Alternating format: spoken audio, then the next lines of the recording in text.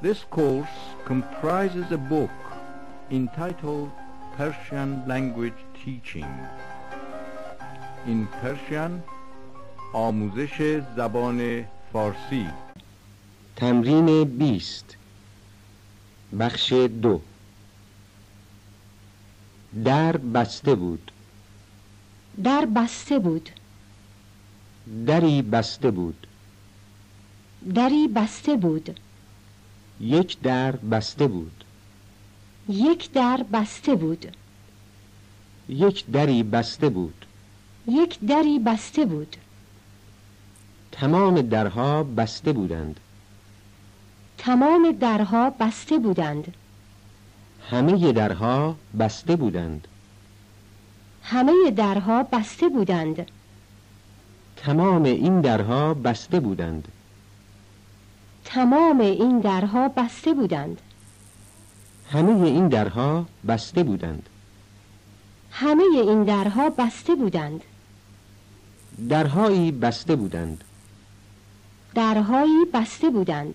دیروز مردی اینجا بود. دیروز مردی اینجا بود. دیروز یک مرد اینجا بود. دیروز یک مرد اینجا بود. دیروز یک مردی اینجا بود. دیروز یک مردی اینجا بود. همه مردها همیشه آنجا بودند. همه مردها همیشه آنجا بودند. تمام مردها همیشه آنجا بودند.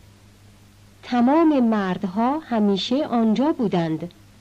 پریروز مردهایی اینجا بودند. پریروز مردهایی اینجا بودند. تمام بچه ها آمدند. تمام بچه ها آمدند. همه بچه ها آمدند. همه بچه ها آمدند. آن سه خانم پریروز رفتند و دیروز آمدند. آن سه خانم پریروز رفتند و دیروز آمدند. آن پسر کی اینجا آمد؟ آن پسر کی اینجا آمد؟ کی آن پسر اینجا آمد؟ کی آن پسر اینجا آمد؟